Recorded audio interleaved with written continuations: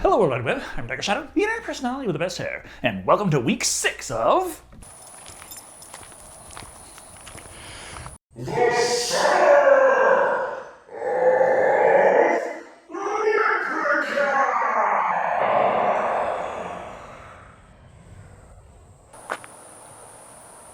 Lou, what are you snoofing?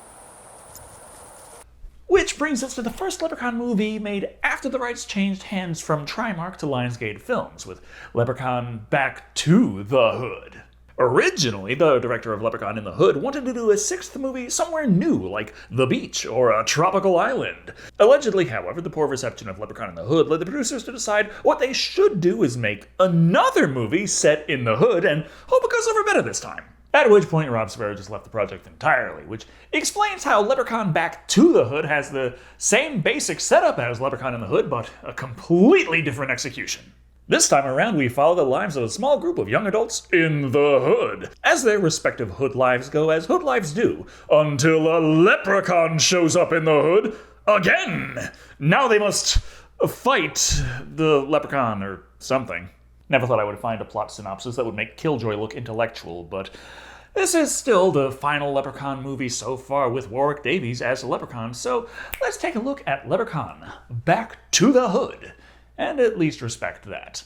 We open up with, you guessed it, retconning! An ancient book on leprechauns explains the origins of the little blighters, saying that way back when there was a greedy king who protected his riches with a magical leprechaun army.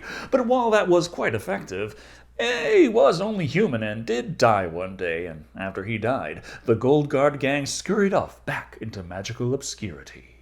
Except for the myth of the one. The one that did not go back. So you know how all the previous movies make a hell of a lot more sense if you assume that it is a different leprechaun each time? Well, fuck that noise. They are all officially the same leprechaun. Thanks for clearing that one up, Leprechaun Back to the Hood. Thus, the one that did not go back went back to the Hood, where we are introduced to Father Jacob, played by Willie C. Carpenter, who sees a rainbow.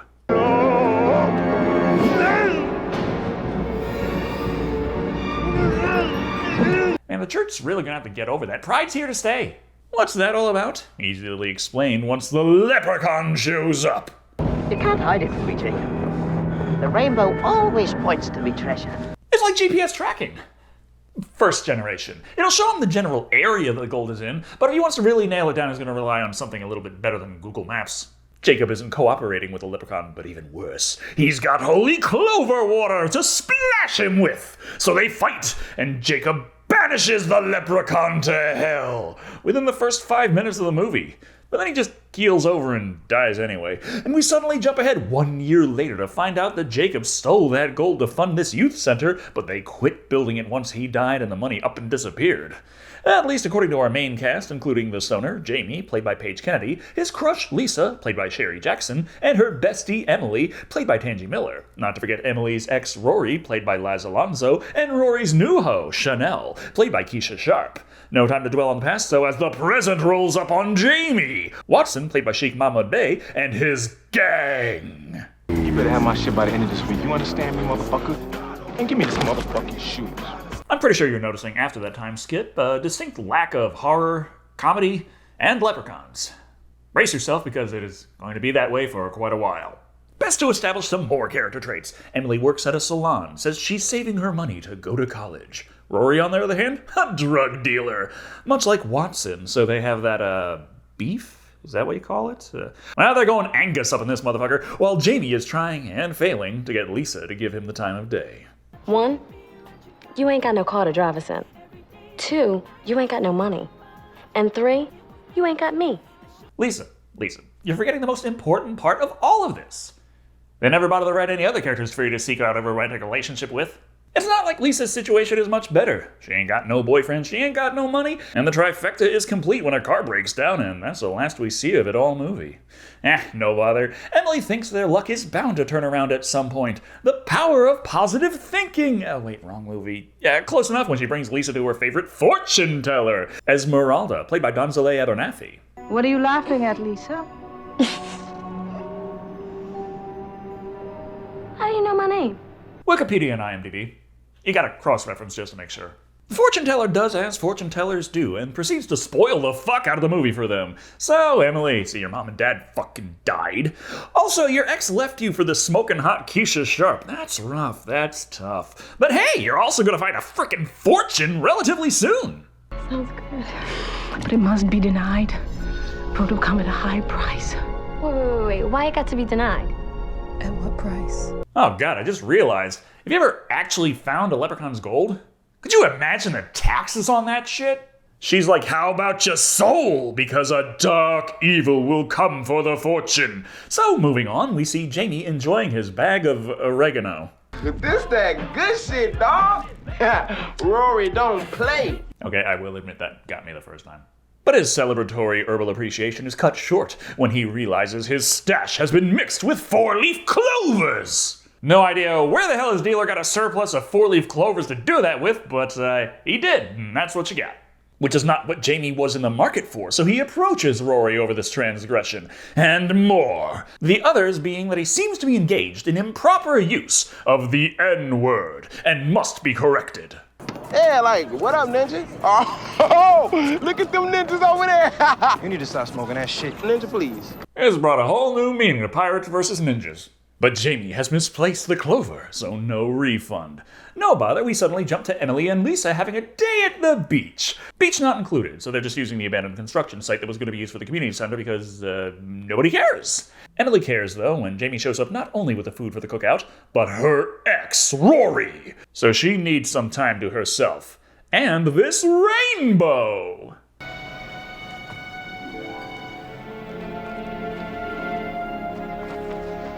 Okay, so exactly how frequent is this rainbow tracking device? It's kind of obvious there in the middle of the day, and it's been out there for a year. Or when it shows up to people just dancing it and then immediately forget it ever happened. As when it disappears, Emily doesn't give it a second thought. It's back to being pissed off at her ex. But when she storms off, she falls down a hole into a secret compartment. Rory doubles back for rope, but Emily decides to explore her surroundings, discovering a small door, and hidden in a dark cave surrounded by tree roots, a small chest. Opening it up, they discover a fortune! Using his drug-dealing powers, Rory deduces the approximate weight and value of each coin, which altogether comes to about $1 million. Even more amazing, Emily is charitable as all hell, splitting it not only with Rory, but all her established friends. With a few minor stipulations. She wants Lisa to get a new car, Rory to get a new life, and Jamie? You cannot use the gold to buy bud. No bud. Damn! Oh shit, suddenly this gold looks about as valuable as Monopoly money. That out of the way, it's gold party time! And thus, the Leprechaun reemerges. I guess taking a loan out of the Bank of Leppie just released him from hell because... yeah, otherwise we wouldn't have a movie. So they waste the money as fast as they can. Lisa gets a lowrider. Emily and her go on a frickin' shopping spree. Rory and Chanel go on a shopping spree. Jamie, well, he's the most responsible of the bunch, paying back Watson all he owed and more, as in he bought 2 goddamn trash bags full of weed from the guy. That way, he can throw the greatest stoner party the hood has ever seen, showing off his illustrious bong collection to his friend, played by Victor Togunde. But after he leaves, the stoner spies a gold coin and pockets the thing. This results in the obvious happening. Oh, this is some good shit. Yes, the Leprechaun has finally returned. Maybe we can get some Leprechaun in our Leprechaun movie.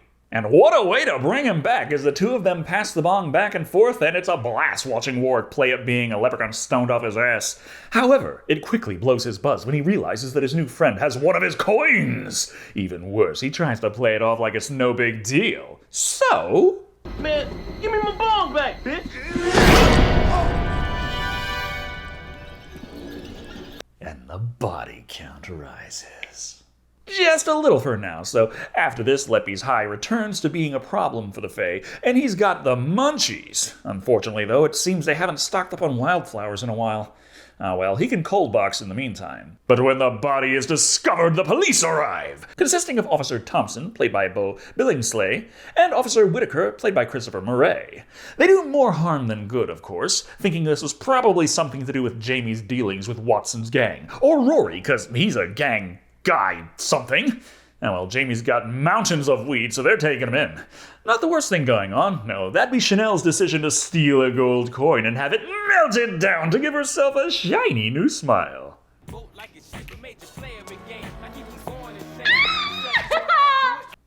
I understand it's expensive, but, maybe rich meth head isn't the best look. Rory's also continuing to make a mess of his life, expanding his drug-dealing enterprise into Watson's turf. Well, this man plans to hydraulically kick his ass. Later, first we gotta watch Emily bemoan that her last day working at the spa is punctuated by her having to give a massage to their biggest customer. I need more oil. How much they put in them small bottles? They don't come in beach 12 size. What? It's nothing. I'm assuming that Emily figures that if she can't convince her boss to let her off early for good behavior, maybe she can get her to just fire her ass on the spot. While Emily continues to hate her job, the Leprechaun shows up and massages her customer for her. Oh, you got magic in those little hands. Yeah, I've always had a way with the ladies. But then she realizes it was actually a leprechaun! And considering the praise she was showering Leppie with that whole time, I'm gonna have to assume that it wasn't that she was being mean to Emily just for the sake of it. The woman just sucks at her job. Not that Leppie will get a 5-star Yelp review as he kills the customer, then attacks Emily, demanding she return his gold. So she jams the clippers into his eye and runs like hell. Reaching Rory, she says, "Hey, can't spend any more gold. It's a leprechaun's and he's out to kill us." They don't believe her, but Jamie's out of jail. Somehow. That means they're all accounted for, except for Lisa. Where is she? Oh, drawing a bath, while also filling out a college application as she has big plans for her life. That is, until a leprechaun shows up and attacks!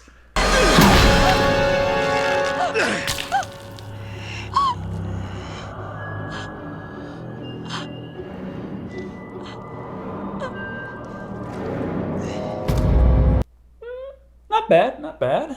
Pretty good horror kill there, but the fact that they made the leprechaun claws longer for more animalistic kind of kills, it works for horror, but it leans away from the magic, which helped lean into the comedy aspect of it, which, let's be real here, this movie needs all the help it can get there. So she's dead as shit. Now, everyone has to figure out what to do, as this is the first Leprechaun movie where the main characters legit took the gold and know damn well they should have returned with no reason to keep it. Emily is like, "Hey, let's return the gold!" Rory, sitting on mountains of drug money, doesn't like this idea, but it's kind of the key to stopping the Leprechaun. But hey, the chest the gold was in just so happens to have filled back up with gold. Amazing how they didn't notice this the first time, but every time you close it, it refills with gold! I say we jump in that motherfucking 6'4" outside and haul ass and don't stop till we get to Mexico. Yes, of course. You just have to get outside the Leprechaun's jurisdiction. Now, who am I kidding? I'd love to see Leprechaun in Tijuana. A fine day to murder whoever wants to steal any gold. Or a fine day to like this video. Or subscribe to the channel. Or if you're already subscribed, check to see if you're still subscribed. They might have unsubscribed you recently. There was some wonky stuff going on with the numbers a couple of days ago.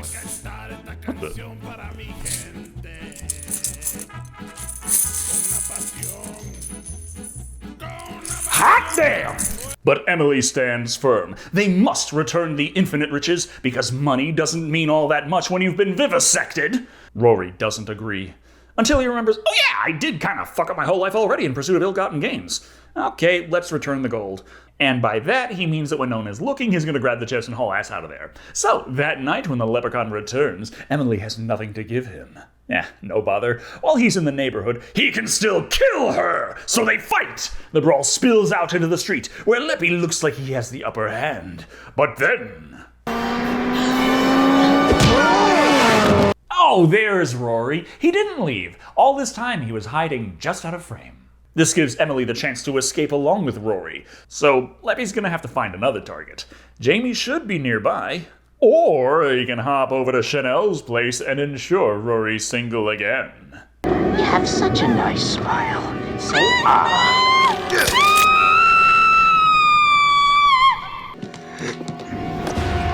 Not sure why removing her jaw was necessary when it was her upper tooth that had the gold, but it does help express that, yes, she is definitely dead after that. Having presumably driven all night and into the next morning, Emily finally gets Rory to stop the bike and assess the situation. That being that Rory is trying to do the right thing. We see that as the next thing he does is speed right in clear view of the police, resulting in the two of them being stopped, brutalized, and arrested, shortly before the Leprechaun arrives. Unfortunately for him, though, the police aren't here to help and don't care if he claims the gold is his, beating him as well. So the Leprechaun fights back, stabbing Officer Thompson with his own flashlight before moving on to Officer Whitaker, tearing his leg off. Give that back! These two managed to bungle the previous arrest after catching Jamie with enough weed to put him away for 20 years in some states, and he gets out in like 20 minutes. I'm gonna go ahead and assume this isn't that great of a loss for the force. So the Leprechaun attacks the main characters! As such, he's suddenly much worse, freeing them, breaking Rory's handcuffs, and being blown away by Emily's boomstick. So they escape on the bike, while Leppie takes the patrol car. Heading back to pick up Jamie, they almost escape, but, oh yeah, Watson owns these streets, and he is full-on porterhouse steak with Rory. Finding them with a big damn chest of gold, Watson takes the gold, but then moves in to murder Rory.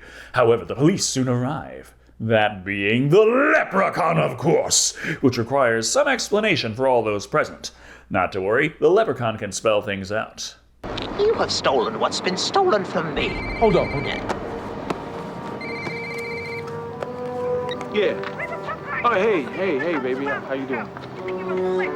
But the movie has to remember it's a comedy sometimes, so why not put the little murderous monster on hold while they take a call from your girl? And this goes on for an awkwardly long amount of time, but at least the payoff isn't so bad. When the Leprechaun gets a chance to explain himself, Watson attacks the Leprechaun! But the Leprechaun isn't going down so easily, chiding Watson on for continued assaults, which goes on so long that eventually, Watson is completely winded.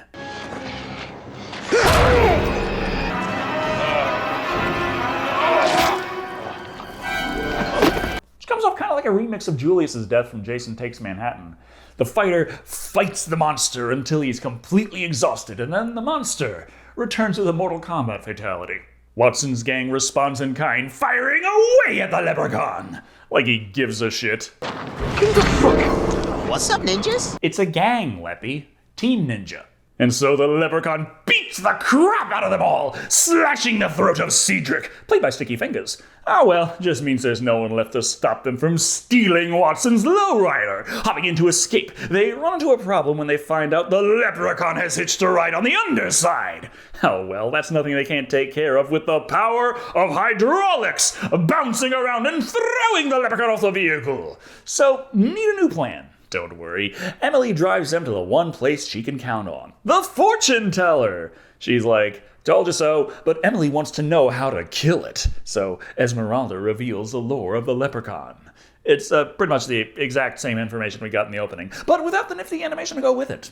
After that, we go for the weaknesses and resistances. It's completely resistant to everything, but the four-leaf clover. Four-leaf clover? Where the hell are we gonna get a four-leaf clover in the hood? Does it have to be an official four-leaf clover? I mean, can you do at least a little damage to him if you, like, throw a shamrock shake at him? Like, get him with some brain freeze. But what's this? Jimmy remembers we just so happen to establish that the weed he bought just so happened to be loaded with clovers. Rory has another idea, though. Man, why you didn't buy a Glock, man? Those bitches always jam. Well, it's not that bad. It's not quite as reliable as a Glock now, but if you wanted to show him using something that was not very reliable, you should have given him a high point. Rory utilizes the illicit technology of hollow point bullets to stuff them with chopped clovers, seal it with wax, and make clover bullets. And we're just going to ignore the fact that the gunpowder going off would most likely incinerate the clovers near instantaneously. There's a reason that ice bullets only exist in movies. So when the Leprechaun shows up, Rory just straight up caps his ass. One clover round isn't going to be enough, though, so he shoots again and again until the Leprechaun is left begging for his life. Say hello to St. Patrick's for me, bitch. Well, that's a good thing they established that those kinds of guns jammed less than a minute ago. That way we could all see that coming. And the Leprechaun's health regen kicks in too, so he attacks, but is interrupted when Jamie swoops in to save the day.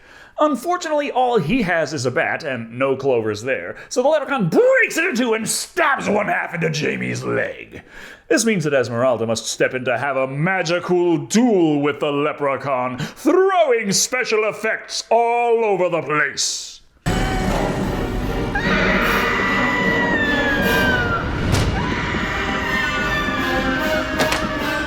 But she dies. Probably. The last thing we hear is her screaming and we never see her again, but, maybe that's just how magic works, I don't know. Rory and Emily escape onto the rooftops, but the Leprechaun pursues them. Rory beats him with a pipe, so the Leprechaun breaks his leg. Before he can finish him off, though, Emily grabs the gold. No!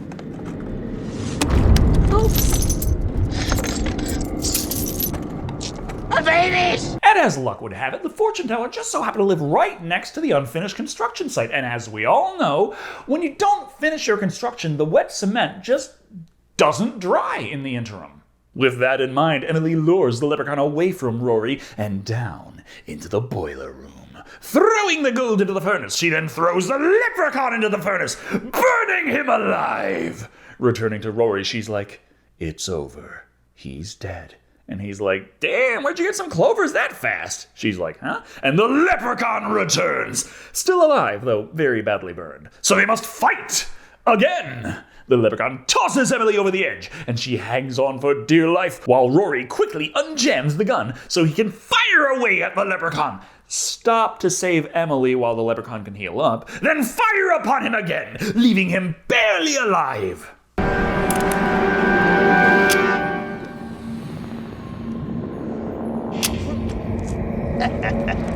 But oh, darn it, ran out of ammo. 14 rounds out of that thing. Not bad. He used 13 shots and the one full cartridge that he had to knock out of there when he was unjamming the gun. But, yeah, this is why it's really not that bad of an idea to carry a spare magazine. So, no clovers left. No bother, Emily can smack the Leprechaun with the gold, sending them both falling into the wet cement below. And cement is quicksand now, I guess. Somehow this does him in. I don't know how cement that hasn't dried in a year will suddenly harden now, but happy ending! Emily and Rory get back together, now that his new gal is chilling 6 feet under. And Jamie's still alive, free to shoot hoops and smoke weed from here on out.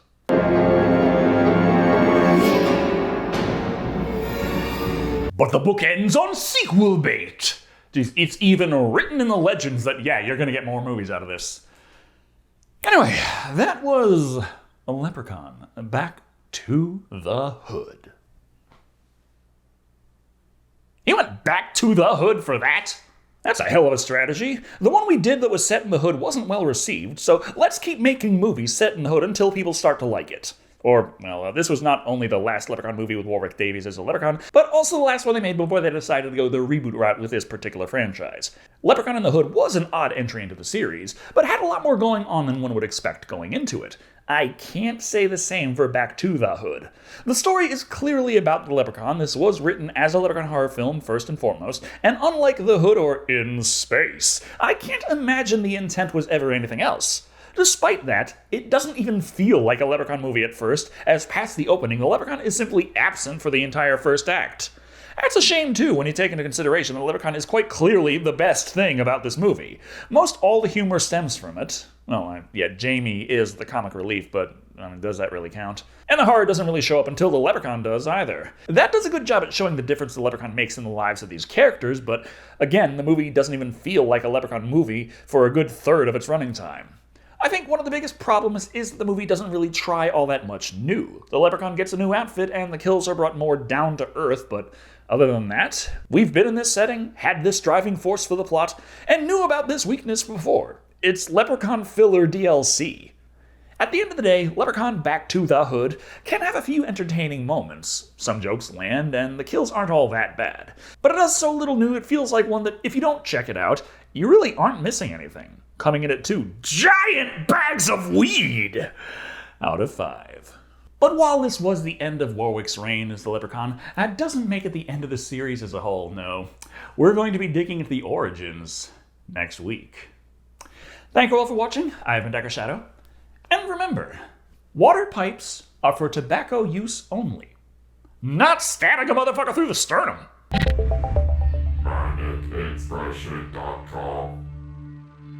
How tall are you, sweetie? How tall am I? Well, about 3'6". 3'6"? Did you like that?